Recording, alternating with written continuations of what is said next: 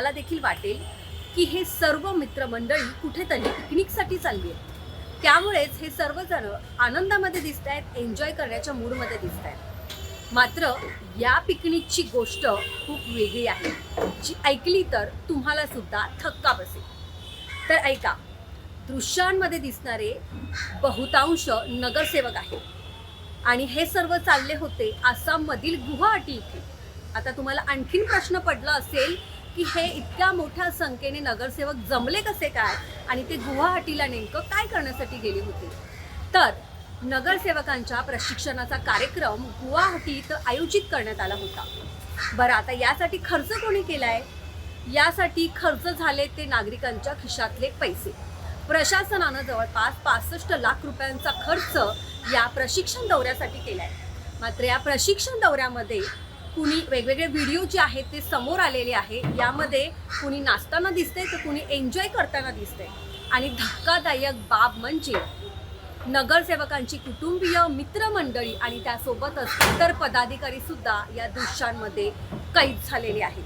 त्यामुळे नगरसेवकांचा खर्च आपण मानून चालू की प्रशासनानं केला असेल, मात्र नगरसेवकांसोबत जी इतर मंडळी होती त्यांचा खर्च नेमका कुणी केला, असे एक ना अनेक प्रश्न या निमित्तानं उपस्थित झालेले आहेत. आणखीन एक बाब म्हणजे गुवाहाटी इथे या नगरसेवकांनी ज्या ठिकाणी मुक्काम केला होता ते ठिकाण म्हणजे ज्या वेळेला तत्कालीन मुख्यमंत्री एकनाथ शिंदे यांनी बंड केलं होतं आणि त्या बंडाच्या वेळेला जे आमदार त्या ठिकाणी गुवाहाटी इथे त्यांना नेण्यात आलं होतं, ते आमदार ज्या हॉटेलमध्ये राहिलेले होते त्याच हॉटेलमध्ये, त्या आलिशान हॉटेलमध्येच या नगरसेवकांनी मुक्काम ठोकला होता. त्यामुळे एकंदरीतच पालिकेच्या तिजोरीत खडखडाट असताना जवळपास 65 लाख रुपयाचा खर्च करून गुवाहाटी इथे प्रशिक्षणाचा अट्टाहास का, असा प्रश्न जो आहे तो सामान्य नागरिक विचारताना दिसतो.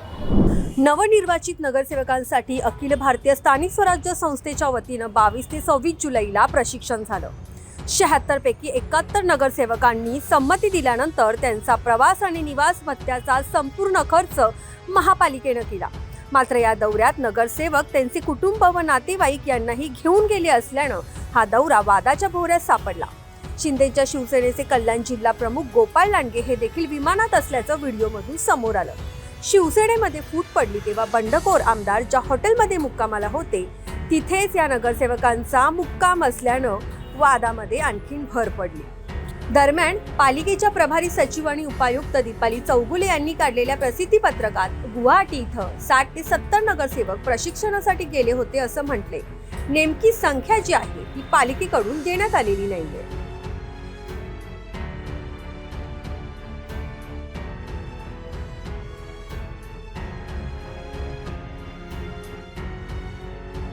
प्रशिक्षण दौऱ्याला नातेवाईकांसह गेलेल्या नगरसेवकांनी त्यांच्या कुटुंबाचा खर्च स्वतःच्या खिशातून केला असं सभागृह नेते अरुण आशान यांनी सांगितले. त्याचप्रमाणे जिल्हा प्रमुख लांडगे हे कामाख्या देवीच्या दर्शनासाठी गेले होते असं देखील स्पष्टीकरण त्यांच्याकडून देण्यात आलेलं आहे.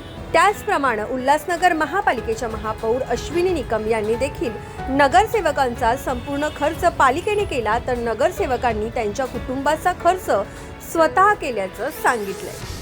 प्रशिक्षण दौरा असं नाव देण्यात आलेल्या या गुवाहाटीच्या पिकनिकमध्ये एकही अभ्यास दौऱ्याचा फोटो समोर आलेला नाहीये.